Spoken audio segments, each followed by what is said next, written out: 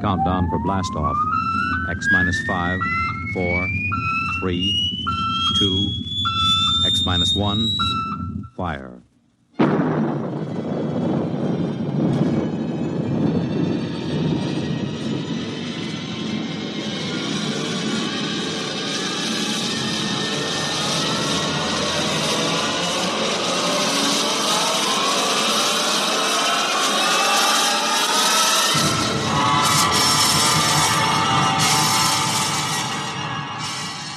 From the far horizons of the unknown come tales of new dimensions in time and space. These are stories of the future, adventures in which you'll live in 1,000,000, could be years, on 1,000 maybe worlds. The National Broadcasting Company, in cooperation with Galaxy Science Fiction Magazine, presents X minus 1.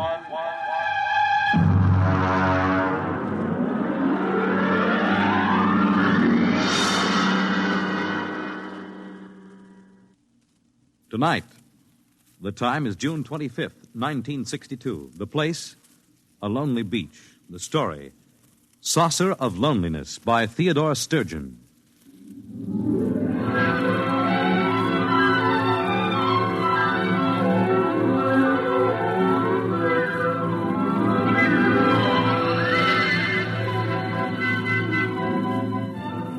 My name is Jason Beniades. I'm a newspaper reporter, 31 years old.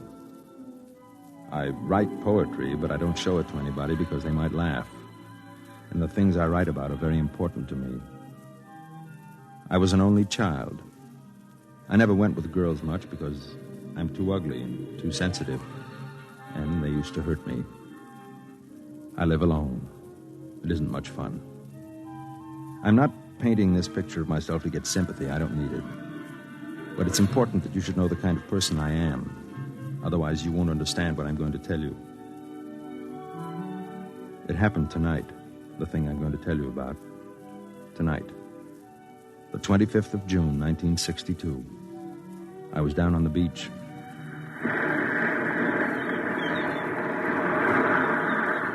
Hey, mister! Hey, mister! What is it, kid? You seen a cop around any place? On this beach? I found this pile of clothes down near the rocks. The lady's dressed in shoes. Well, did you see anybody? A girl? Well, I think so, but she was running along the sand in the moonlight. I yelled to her, but she just kept running, and then I found these. Look, kid, you go try to find a cop someplace. I'll see if I can find the girl. Okay.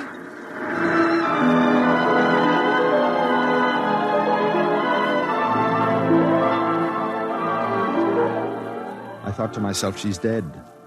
I'll never find her now in this white flood of moonlight with the surf seething in over the pale sand. I ran and ran until my knees buckled and went down in the swirl of it. The sea on my lips, with the taste of tears, and the whole white night shouted and wept. And then I saw her, waist deep, walking into the surf. Stop! Stop it! Come back! Come on, come out. Let go. Let me go. Don't do it. Please don't. Leave me alone. Leave me alone. I'm going to have to hit you. Forgive me.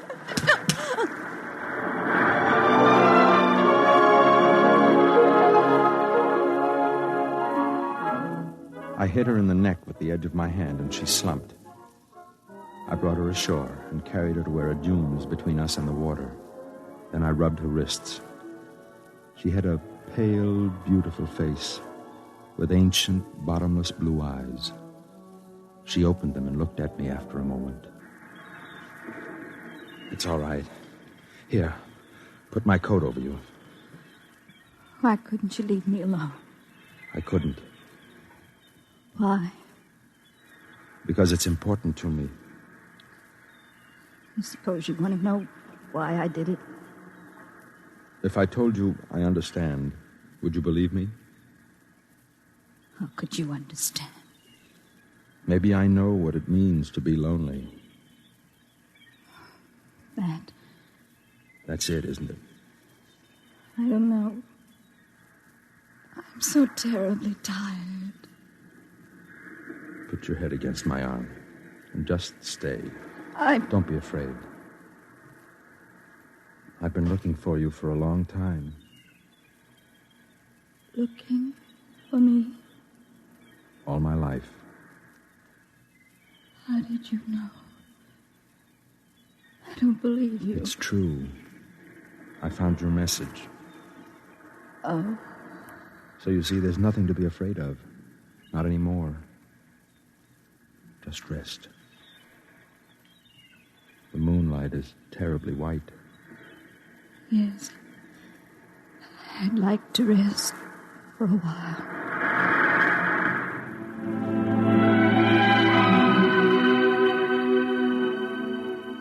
She didn't remember it, of course.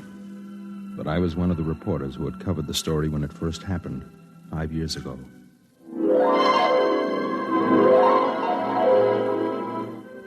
I'll never forget that day. I was working the police blotter. It was a quiet summer afternoon when they brought her in. 2 big cops in blue uniforms. Come on now, girlie, come on. Let me go. I haven't done anything. Take it easy now. What's the trouble, Connolly? Disturbing the peace, Sergeant. Is this that Central Park call? Hey, this is it. I thought you radioed that there was a near riot up there. Oh, you should have seen the place. All right, give me the report. Well, me and Bennett got up there, and there was a mob of people all surrounding this girl, see? So we bust through, and there in the middle of maybe 600 people, she's lying there, sort of in a faint. I asked a couple of people what the difficulty was, and they tell me it's the flying saucer. The what? The flying saucer. What flying saucer? Let me finish, Sergeant. What flying saucer, I ask. And then they says that this girl was standing on the green, and suddenly the saucer comes down and starts whirring over her head like a halo. What is this, miss? A gag? It happened. It did, eh? Well, now suppose you tell me your version. I was standing in the park, and I looked up, and there it was. Describe it. It was beautiful. It was golden with a dusty finish, like an unripe Concord grape. It made a faint sound, a chord of 2 tones. And it circled over my head like some great round hummingbird. Go on. Well, other people must have seen it because they were all looking at me and pointing. I saw one man cross himself. And then it came down and touched me and spoke to me. This flying saucer spoke to you? Yes. And, just what did it say to you? I said, what did it say? I can't tell you. A secret, huh? Yes. I see. Connolly, this girl is for Bellevue. Well, Sergeant, the plain fact is that it happened just like that. And 10 witnesses all agree it did. Are you trying to tell me that there was such a thing as this whirring hummingbird of a saucer? Oh, there was that, Sergeant. And just how do you know, Connolly? Well, we've got the thing out in the squad car. You what? Bennett's bringing it in right now, see? About 36 inches across it is, and covered with strange markings. Great, Mother. Did you call the bomb squad? I didn't think of it. Well, think of it, man. This may be some kind of atomic weapon. I'll turn it over to ballistics. Never mind about ballistics. Call the FBI and tell them we've got this thing. Yes, sir. What about the girl? We'll book her on disturbing the peace. I've got a feeling the government men may want a word with her. Sergeant. What is it, Beniades? I'd like to do a story on this for my paper. Could I have a look at the saucer? We'd better clear it first. Well, could I talk to the girl? After she's been booked. Connolly, is the crowd still up at the park? Very likely. Well, I'll run up there and get some eyewitnesses. Then I'd like to come back and talk to the girl.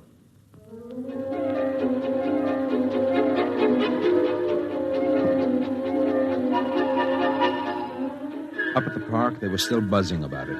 Some said she was a communist agitator. Some said it was a flying saucer from Mars, and she had stepped out of it. Others said she was a saint, and it was her halo. I took some notes, phoned the paper, and went back downtown to talk to her. But there were a couple of agents with her, and they wouldn't let me in. Now then, miss, you told the sergeant this saucer spoke to you. Is that correct? Yes? Did it speak to you in English? I don't know. You did understand it, though. Yes.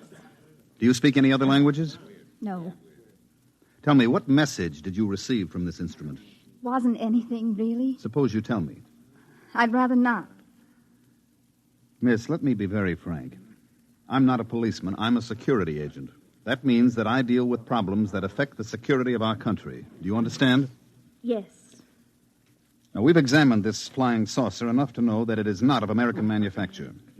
It also possesses an extremely high radioactive count. Now, that means that it was made in an area where radioactive materials are in great abundance, such as an area where atom bombs are made. That's why we want to know the message you received from the saucer. There was no message. You just made it up. Yes. I'm afraid you're lying. Suppose we have some soldiers bring the saucer in here and hold it over your head. Would you object? I don't care what you do. All right, boys, bring it in. Now, when I tell the men to hold it over your head, you try to recall what it said. I don't know what it said. Lift it up, boys. Hold it right over her head. All right.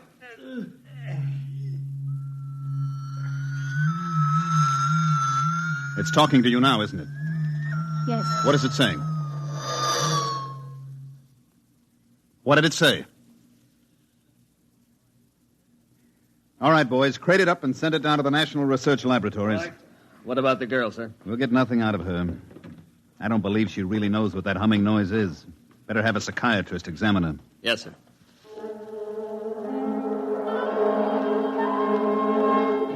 They took her to the city hospital, and she had a room to herself. Whenever the door opened, she could see the policeman outside. The door opened quite often. There were a lot of important people, some in army uniforms, who came up from Washington just to see her and talk to her. Apparently, they had analyzed the flying saucer and discovered something that made this girl about the most important person in the country. I used to stand outside, and I could identify the heads of certain security agencies, but nobody would answer the questions that the reporters shot at them. Sir, excuse me? Yes? I'm Jason Beniades from the Trib. I've been assigned to this flying saucer story as chief of the security I'm sorry, section. I have no comment. Can you tell me how long the girl will be held? That's a matter for the civil authorities. We'll have the psychiatrist Excuse me, determine... Mr. Beniades. My car's waiting.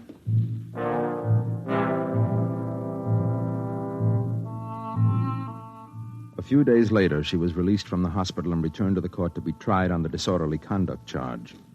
They found her guilty and fined her $15 and turned her loose. When she walked out of the courtroom, she was handed a subpoena to appear before a congressional committee in private session. She answered all their questions except one. My paper sent me over to cover the hearings.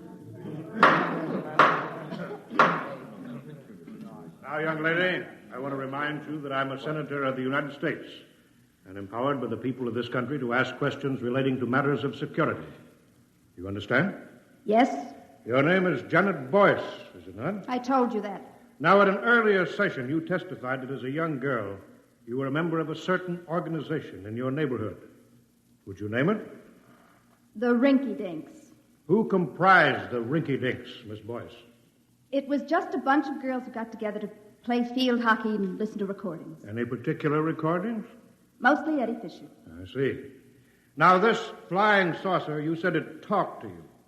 You did say that, didn't you? Yes. And then you denied it. Yes. Why? Because I was tired of answering questions. Young woman, let me put something to you squarely. Oh, by the way, I think if there are members of the press here, I can divulge a rather spectacular piece of information to you. This flying saucer has been thoroughly examined and analyzed, and I wish to inform the people of this great nation that it definitely, I repeat, it definitely did not originate on this planet. Now then, Miss Boyce, consider that it is possible that our Earth might be attacked from outer space by beings much stronger and cleverer than we are. And consider that perhaps you have the key to our defense against those beings. Don't you owe it to the world? I don't think I owe anything to anybody. Even if the Earth was not attacked, just think what an advantage it would give this country over its enemies. Young woman, I ask you, what did that flying saucer say to you? Do you know that what you're doing is tantamount to working for the enemies of your country? I will give you one more chance. What was the message? It was personal. Gentlemen, I move that Miss Janet Boyce be cited for contempt.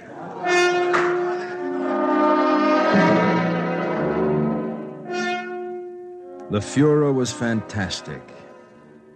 The chief of security blasted the senator for divulging secret information about the origin of the flying saucer, and the senator said the people had a right to know, and besides, he was just guessing anyway, and happened to guess right. Meanwhile, the press printed the girl's picture all over the front page and ran banner headlines such as, "Girl refuses to betray Martian secrets. Flying saucer girl won't talk, cited for contempt." The contempt trial was equally spectacular. She didn't plead any amendment or anything.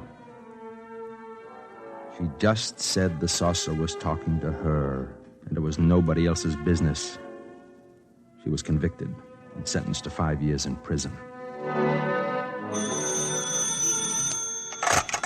Boniades. Yes, Chief. For the Sunday supplement? What do you think? There's anything in it? Okay, whatever you say.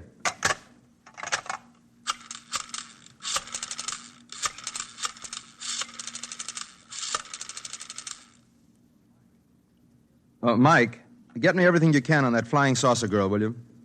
Yeah, the one that was sent to jail about 4 years ago. See if you can find out what she's doing now. She was released about 6 months ago, I think. Uh-huh. Yeah, the boss wants a feature for the Sunday supplement. Okay.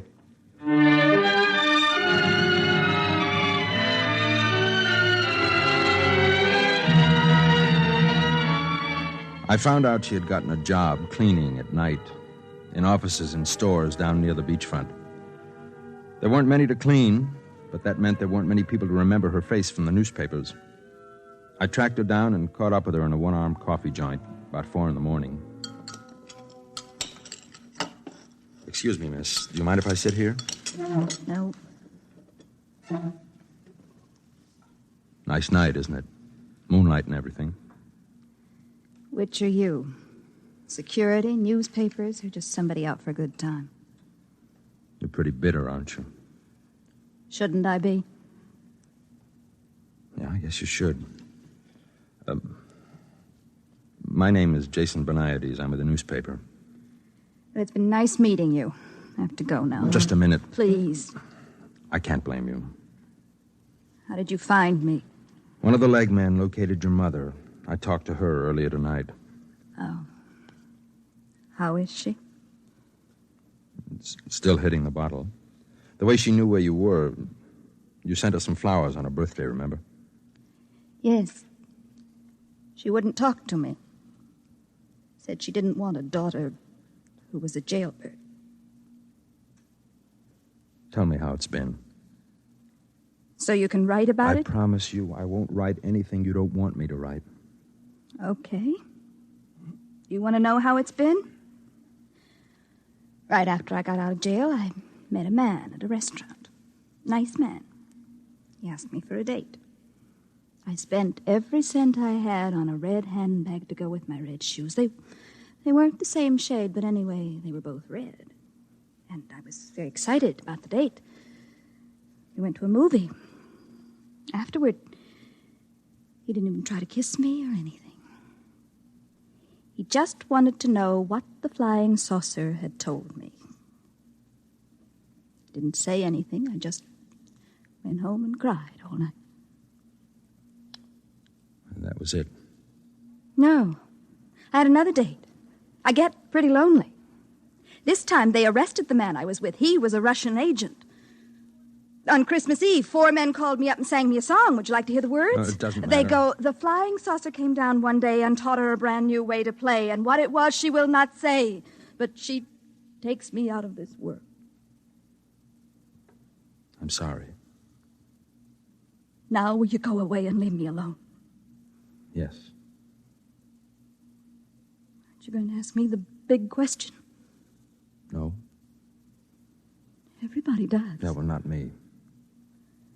You will, sooner or later. Maybe. Look, can I take you home? No. Can I see you again? Please. I don't know. I'm afraid to let myself like anyone. Trust me, will you? I'm not sure. Maybe. Maybe. wait here for you tomorrow night. All right.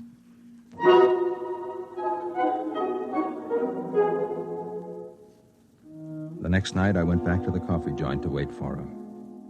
I knew she got through about 4 in the morning. I got there about 15 minutes early. Mr. Benides? Yes. Say, you're the chief of the security section, aren't you? You have a good memory.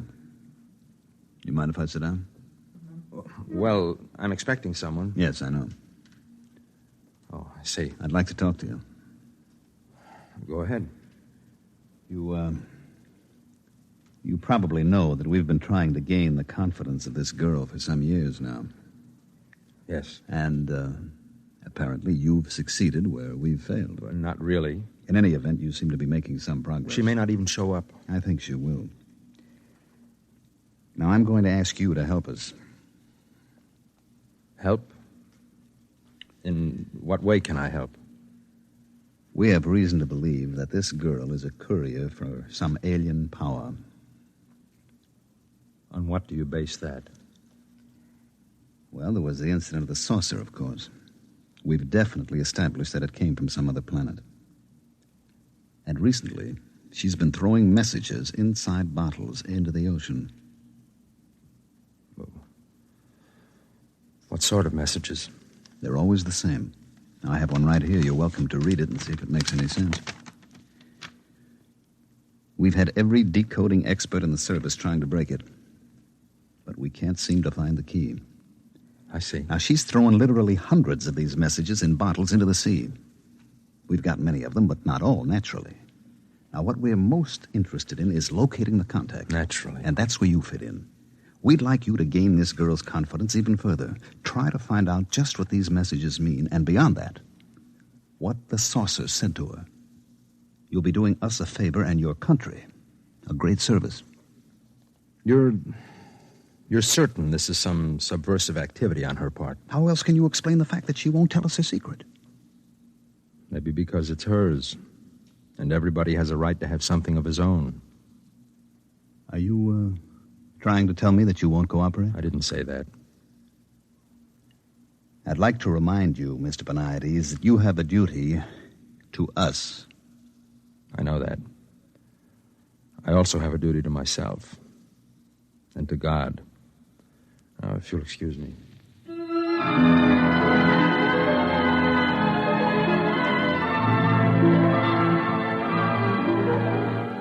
I folded the bottle message and put it in my pocket. I waited for her to show up.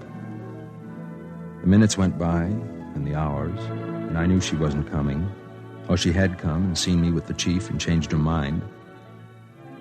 That's when I left the cafe and walked down to the beach. That's when I dragged her out of the surf before she could follow one of her bottles into the water.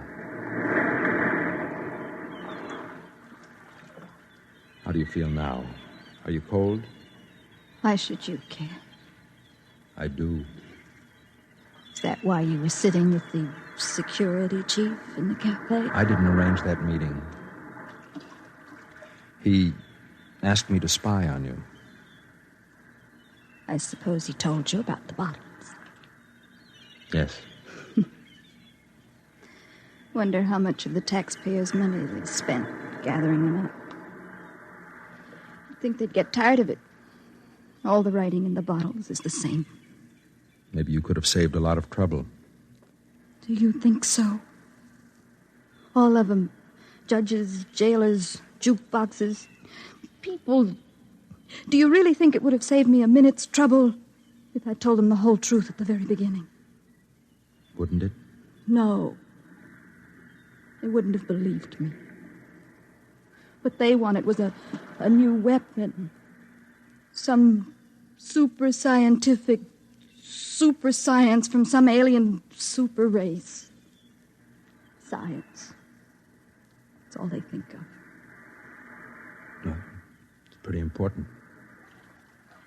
Would it ever have occurred to them that this super race from another planet might have super feelings? Or super longings? Or super loneliness? No.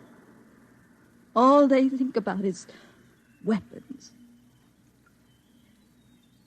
Isn't it time you asked me what the saucer said? No. They all asked me. I don't have to ask you. I know. You know? Let me read it to you. There is in certain living souls a quality of loneliness unspeakable, so great it must be shared as company is shared by lesser beings. Such a loneliness is mine. So know by this that in immensity there is one lonelier than you. How did you know? It's the message you put in the bottles. The same message that some lonely, strange being in some other world put into a bottle, only his bottle was a flying saucer and sent across space to you. You knew. I'm lonely too. Look at me. I've never had the love of a woman. They think I'm pretty ugly. You're not ugly. No. I don't feel ugly right now. Say it again. The message from the saucer. Know by this that in immensity there is one lonelier than you. I wonder if whoever first wrote it has found someone. I think perhaps he has.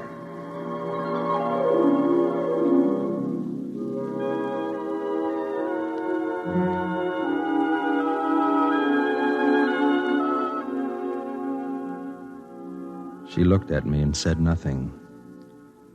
But it was as if a light came from her. More light than even the practiced moon could cast. Among the many things it meant was the fact that even to loneliness there is an end for those who are lonely enough, long enough.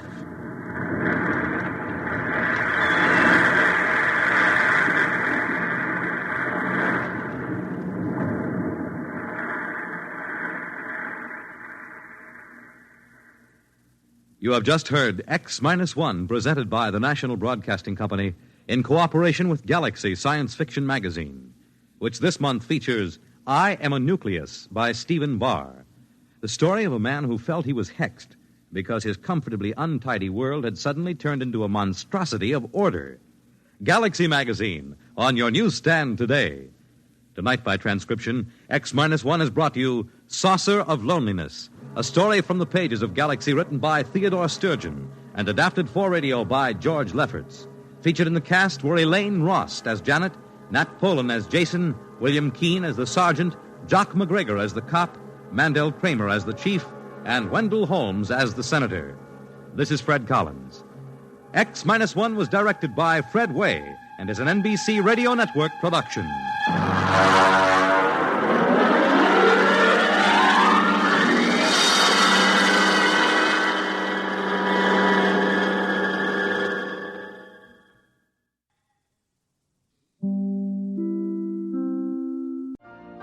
You've been listening to the OTR Gold Network. Find more classic radio at otrgold.com.